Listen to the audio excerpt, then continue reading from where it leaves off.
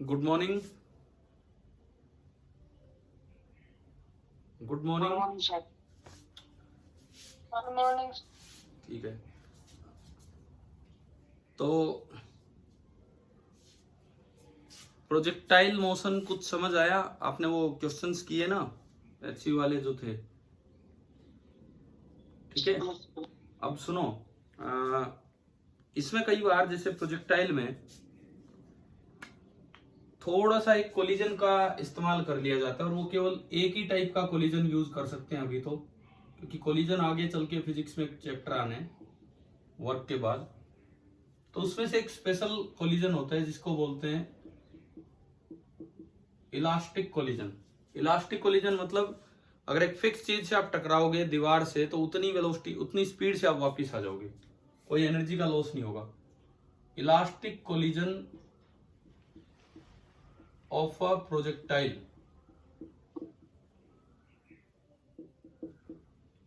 with a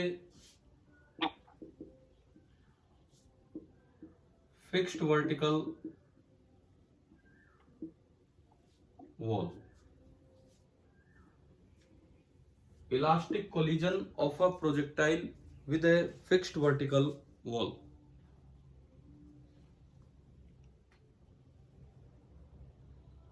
देखो, इसमें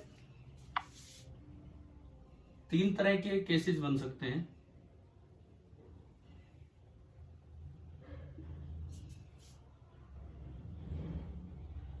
कौन से तीन तरह के केस? सपोज ये वर्टिकल वॉल है और ये ग्राउंड है,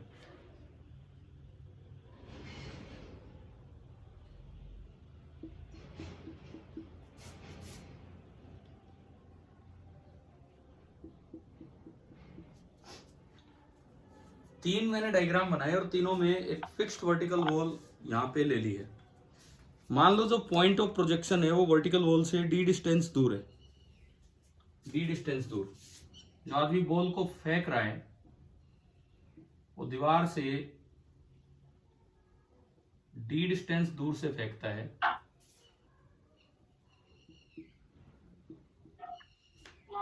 फेंकने वाले की जो स्पीड है, initial velocity, that is u at an angle theta, it is again u at an angle theta, and it is U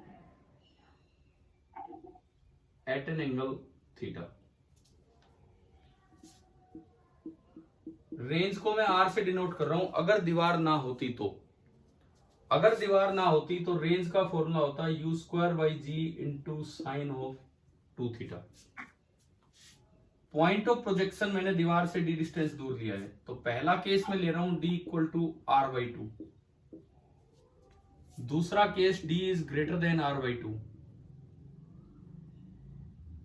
D R by 2 से बड़ा है लेकिन आर से छोटा है, डी आर बाई 2 से तो बड़ा है बट आर से छोटा है। एंड तीसरा केस डी आर बाई 2 से भी छोटा है।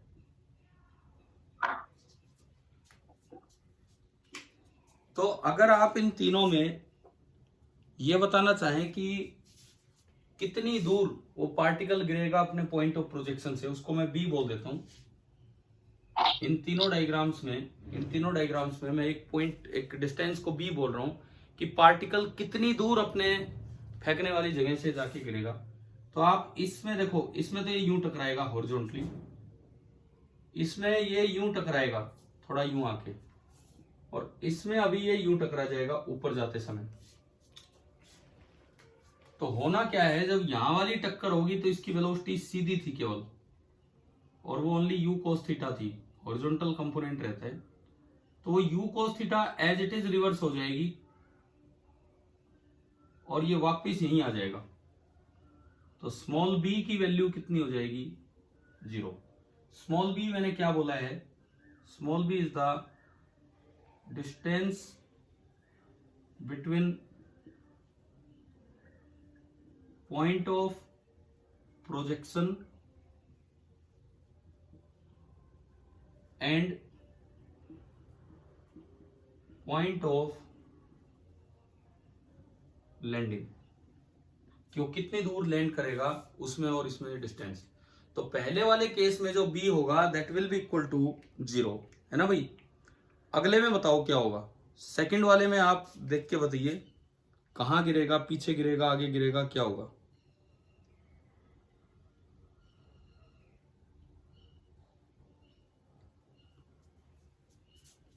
ये इस बार जब आया तो इसकी वेलोसिटी यूं थी, parallel to the wall component तो एज इट इज चलेगा, ये वाला कंपोनेंट रिवर्स हो जाएगा और एक्चुअली जो बचा हुआ पार्ट है वो इधर पूरा करेगा।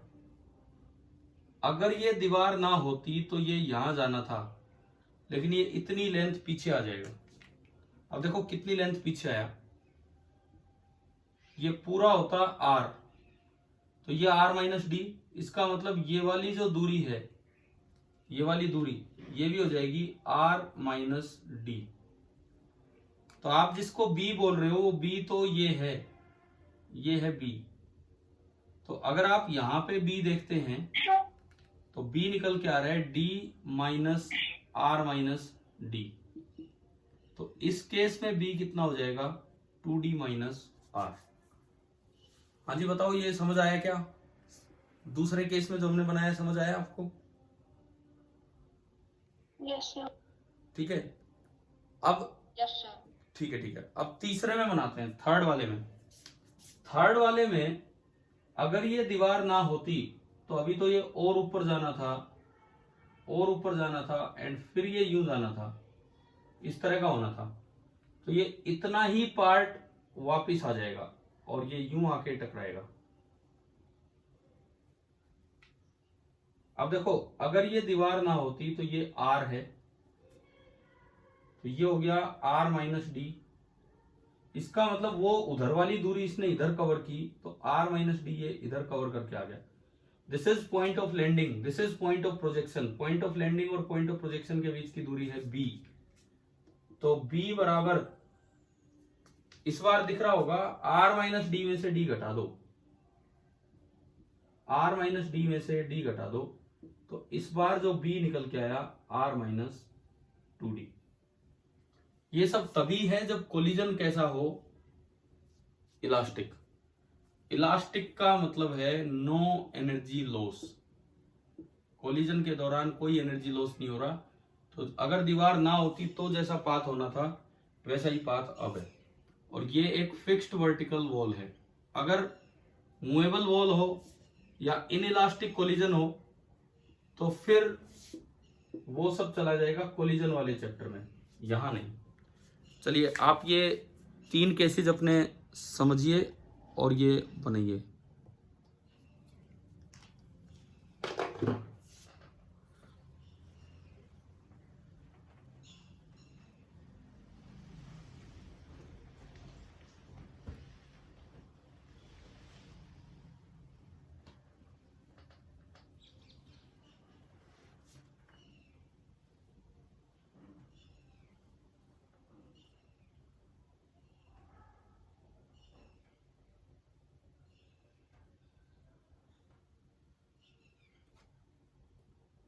मैं एक बार पार्टिसिपेंट्स पे नजर डाल रहा हूँ। भूपेश यादव, नितिन, आदित्य, प्रिंसेस, जितेश, दिवेश, नीरू, साक्षी, रूपाक्षी गर्ग, मन्नत गुप्ता, मयंक यादव, तनिषा, जतिन गुप्ता, हर्ष यादव, हिमांशु कौशिक, रौनक यादव, भूमिका वर्मा, सौरभ यादव एंड मनोज कुमार। 21 पार्टिसिपेंट है, 19 बच्चे हैं।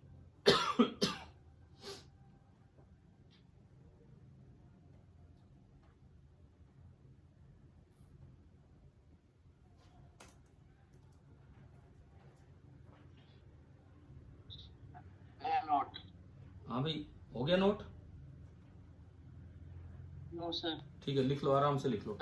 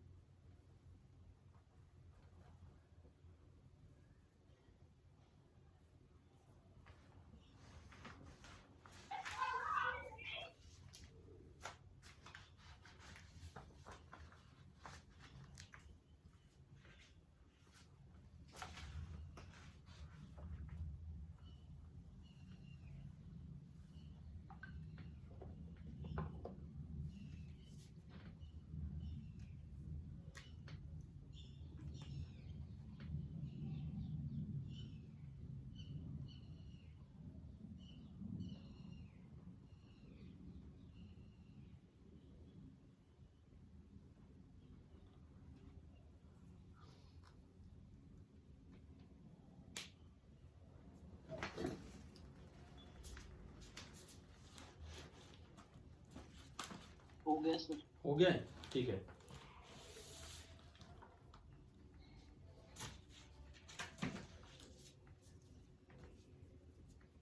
चलो देखते हैं हम इसमें आगे।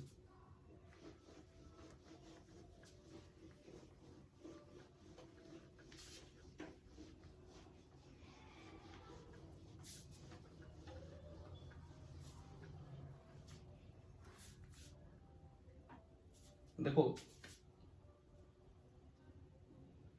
एक क्वेश्चन लेते हैं हम।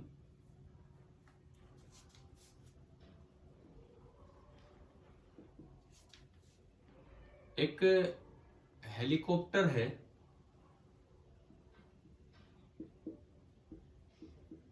Helicopter on flood relief mission. भाई कहीं बाढ़ आई हुई है और उनको खाना वाना देने के लिए एक हेलीकॉप्टर जा रहा है। ये पीड़ित व्यक्ति है जो भूखा मर रहा है, कहीं बाढ़ में फंसा हुआ है, पानी में फंसा हुआ है ये बेचारा इस तरह से। हेलीकॉप्टर की जो वेलोसिटी है, हेलीकॉप्टर एक कांस्टेंट वेलोसिटी यू से चले जा रहे हैं, ठीक है। और ग्राउंड से एच हाइट पे ये हेलीकॉप्टर है। एच जो है वो गिवन है। पहले तो ये बताओ आपको अरेंजमेंट समझ आ गया है क्या?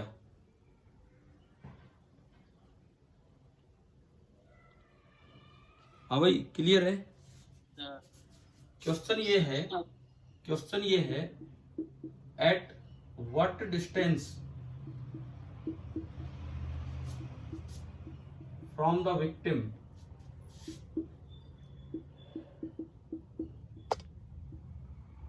should the food packet be released? Helicopter victim से कितनी दूर हो, हेलीकॉप्टर विक्टिम से कितनी दूर हो कि जब वो फूड पैकेट को रिलीज करे। अब वो पानी में थोड़ी गिरना चाहिए, फूड पैकेट मिलना चाहिए जाके विक्टिम को। कीजिए आप ये अटेम्प्ट, लिख भी लीजिए फिर ट्राई भी कीजिए।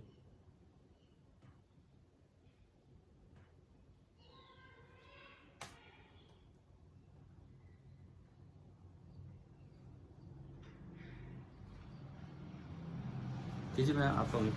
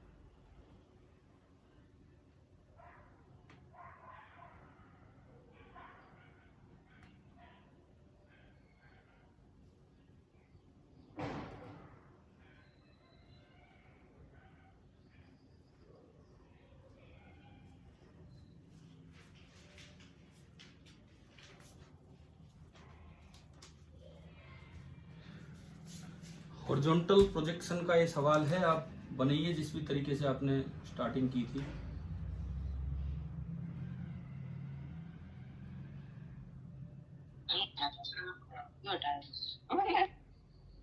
अभी 25 पार्टिसिपेंट्स हैं, चलो कुछ बड़े हैं।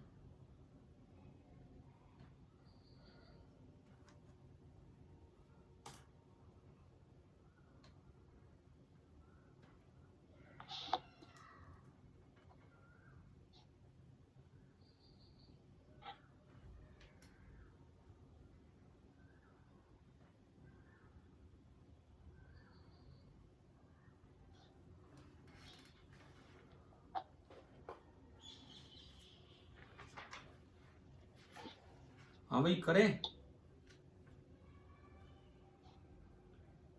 हो गया है तो बताइए।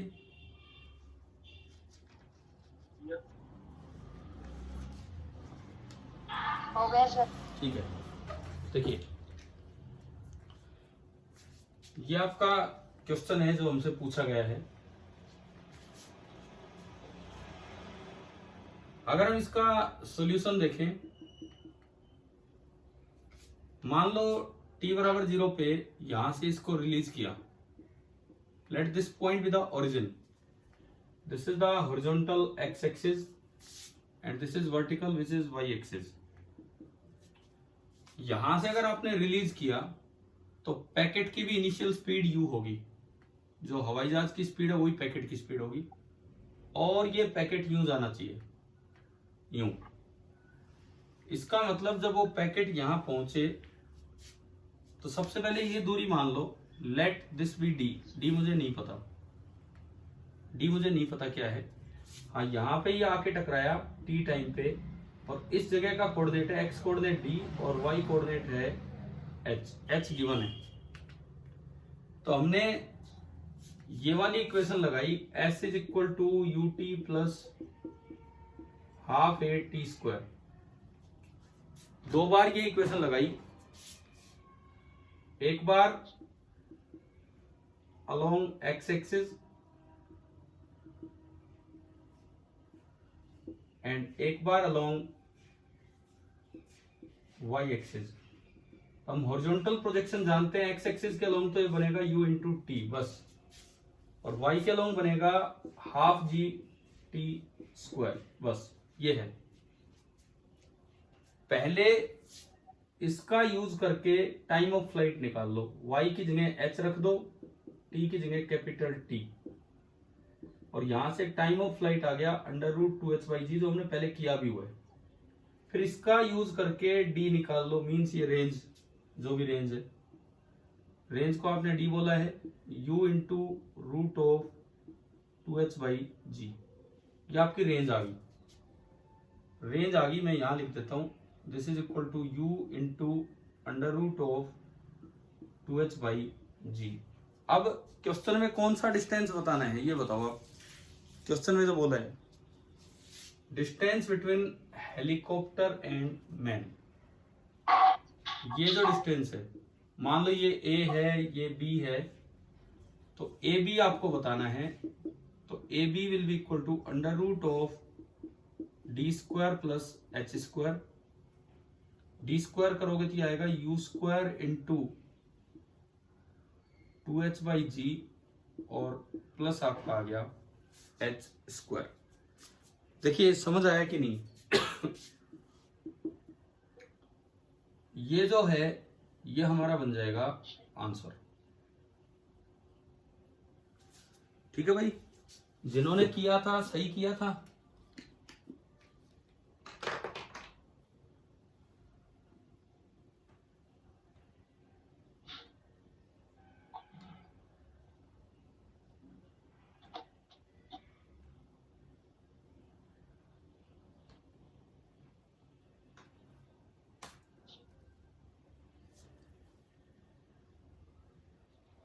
एक बार ये बताओ, ये आंसर किस किस का आ गया था फाइनली कि हाँ भी ऐसे करना है?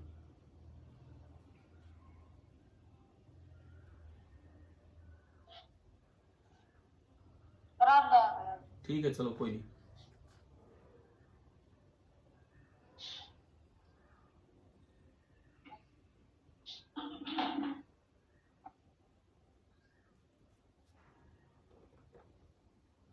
नोट हो जाए तो बताना, फिर अगले पे चलते हैं।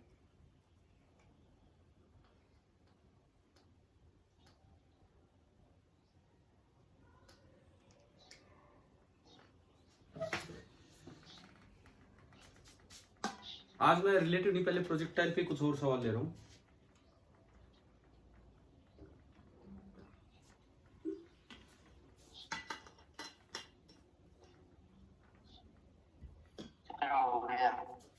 ठीक है, चलिए नेक्स्ट क्वेश्चन पे चलते हैं।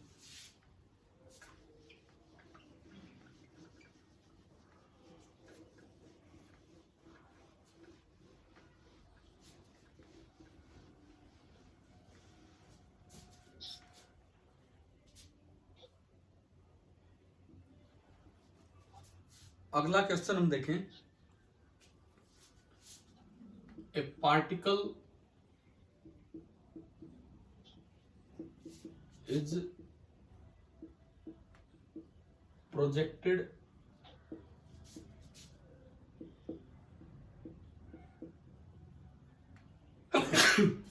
particle is projected horizontally with a speed u.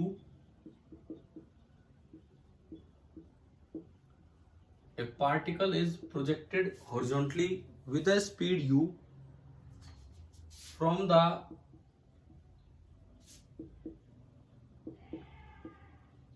top of a plane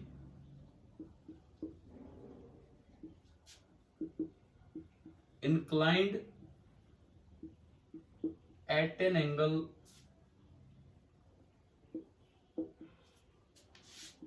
theta with the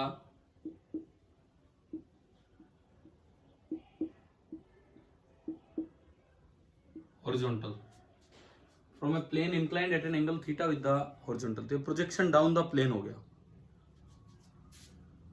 How far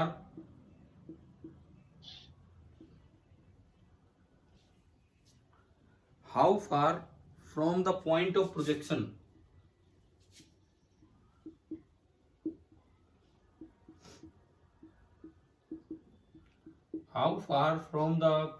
projection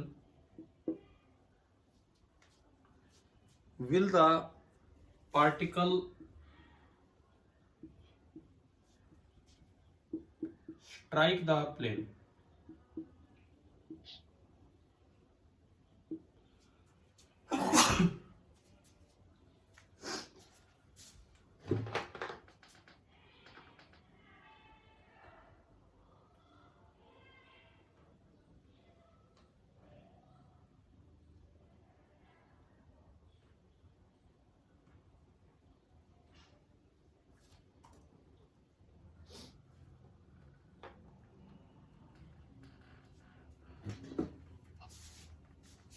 मैं एक बार इसका आंसर लिख देता हूं, आप ट्राई कीजिए.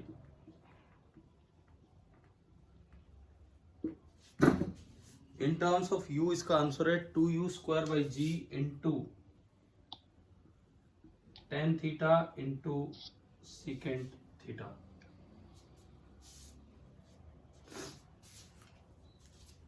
ये है इसका आंसर.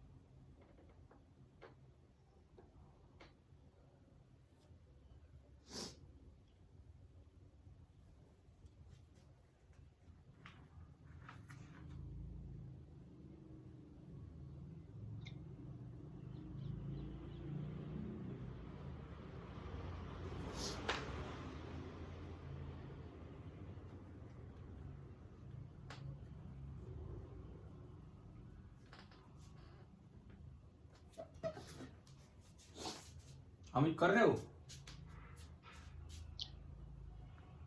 डायग्राम बना के शुरुआत करनी. चलो मैं शुरुआत करवाता हूं इसको मिटा के ना. इस बार एंगल ऑफ इंक्लिनेशन अल्फा है कि थीटा है?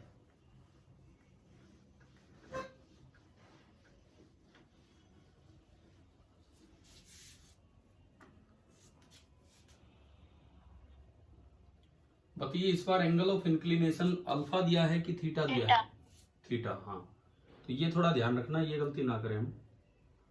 ये एंगल थीटा है और इसको फेंका है from the top of the incline, but horizontally throw किया है. हॉरिजॉन्टली बिल्कुल सीधा विद स्पीड यू.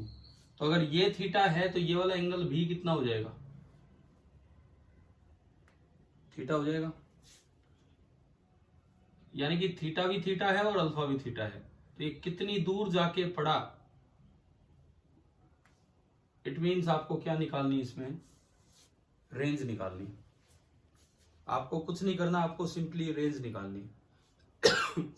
तो आप बताओ डाउन द प्लेन की रेंज याद है क्या आपको? हाँ भाई, डाउन द प्लेन की रेंज बताइए कोई बच्चा। 2 टाइम्स u स्क्वायर इंटू, अरे बोलो, sine theta sine theta into cos cos of, theta plus alpha cos of theta plus alpha.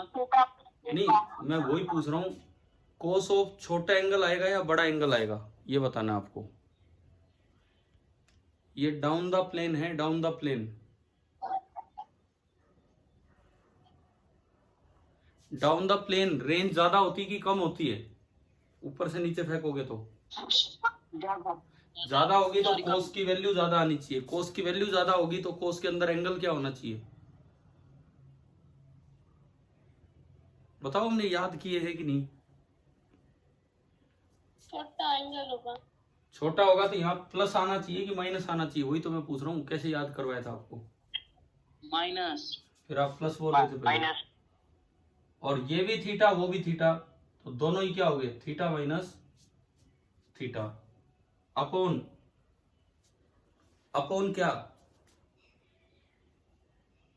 क्या था नीचे बताओ फॉर्मूले में? जी कोस स्क्वायर, जी कोस अल्फा स्क्वायर। जी कोस स्क्वायर अल्फा, लेकिन अल्फा खुद ही क्या है यहाँ पे, थीटा है। Now this is cos zero. देखो फॉर्मूले कैसे काम आते हैं ये समझो आप। यहाँ पे इस क्वेश्चन में अल्फा भी थीटा है और थीटा भी थीटा है, और डाउन द प्लेन जो रेंज होती है 2 times u square sine theta cos of theta minus alpha upon g cos square alpha. आप बताइए क्या यही फॉर्मूला है कि नहीं? Yes sir. हमने इसमें पुट अल्फा बराबर थीटा, तो ये आ गया। Now this is cos zero, cos zero is 1, तो ये आ गया 2u square by g sine theta upon cos square theta is the right answer. लेकिन मान लो ऐसे ऑप्शन ही नहीं है, तो जिस तरह मैंने ऑप्शन दिए हैं आप इसको ऐसे लिख सकते हो। भाई आपको कंपेयर तो करना पड़ेगा अपने ऑप्शन से। तो ये आया 2 times u square by g. Now sine upon cos is tan theta and 1 upon cos is second theta. क्या मैंने स्टार्टिंग में यही आंसर लिखा था?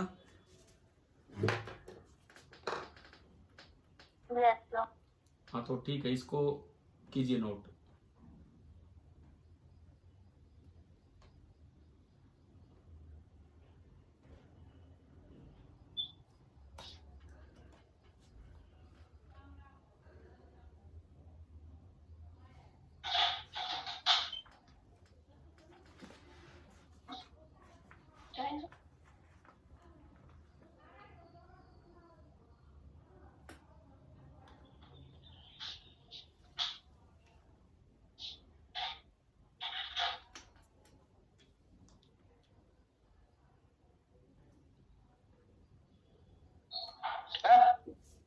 हाँ लिख लिया।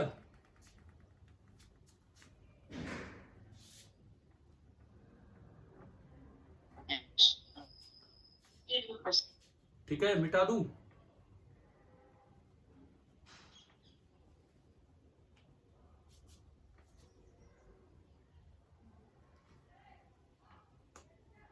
Yes sir. ठीक है।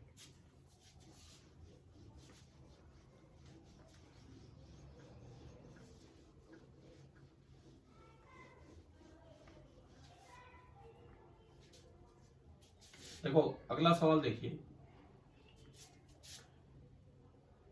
ये कोई पेड़ की टहनी है,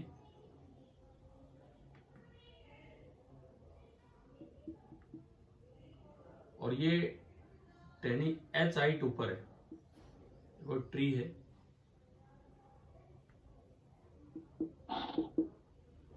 और यहां पे एक बंदर बैठा हुआ है, जो भी है ये एक बंदर है यहाँ पे, ठीक है। इसके बिल्कुल सामने कुछ दूरी पे एक बिल्डिंग है।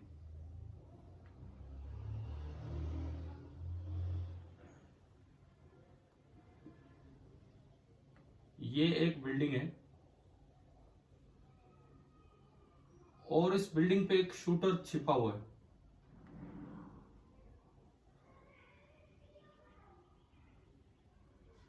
इसने पिस्टल ले रखी है और ये इसको शूट करने वाला है बंदर को। यूं बताओ, अगर ये बिल्कुल सीधी गोली चलाएगा तो बंदर को लगेगी या नहीं लगेगी? ग्रेविटी है यहां।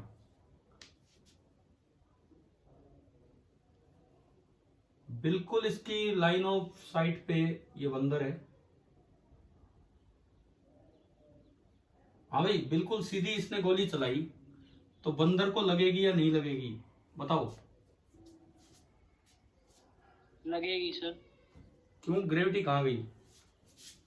क्या गोली धीरे धीरे धीरे धीरे कुछ ऐसी हो जाएगी कि नहीं? अरे AK-47 थोड़ी लिए बैठे बंदर के लिए। बंदर के लिए तो सिंपल गुलेल टाइप है। तो अगर ये सीधी चलाएगा, इतनी तेज स्पीड नहीं है कि तुरंत ही वहां पहुंच जाए।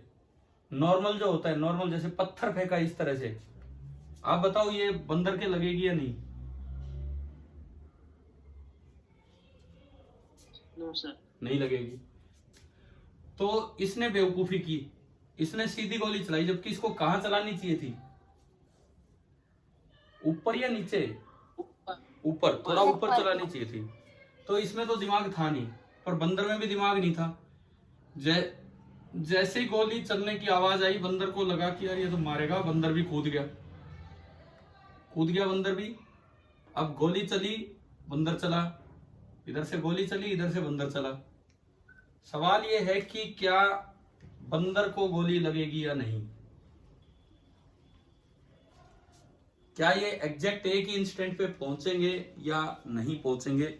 ये हमारा क्वेश्चन है। मैं इसको क्वेश्चन की तरह लिख देता हूं। A bullet is fired horizontally aiming at the monkey.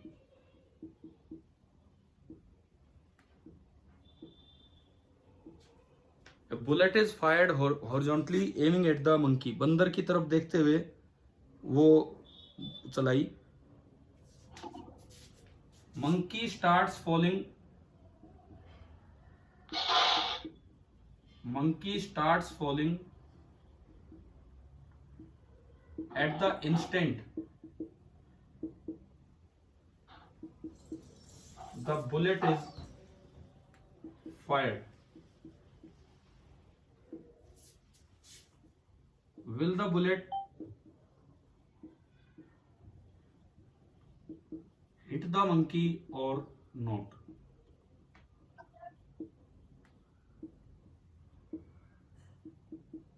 ये हमारा क्वेश्चन है कि वो एक ही समय पे मतलब इस तरह से हो पाएंगे कि नहीं हो पाएंगे।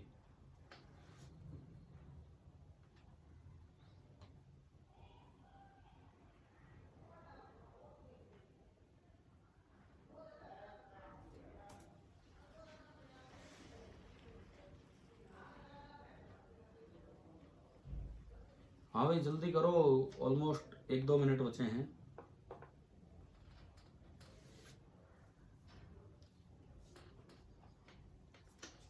हो गया सर। बताओ टकराएगी कि नहीं? क्या इसको ये हिट करेगा कि नहीं, ये बताओ। हो गया मतलब क्वेश्चन नोट हो गया। देखो बुलेट के मोशन को देखिए, ये एक्स एक्सिस है और ये वाई एक्सिस है। मान लो यहां टकराते वक्त टाइम हुआ है t=t, ये टाइम है t=0। इसका भी जो फॉल टाइम है वो t=0 है। तो टी टाइम में ये जो बुलेट है, बुलेट की इक्वेशंस ये बनेंगी, x बराबर यूटी, y बराबर हाफ जी टी स्क्वायर।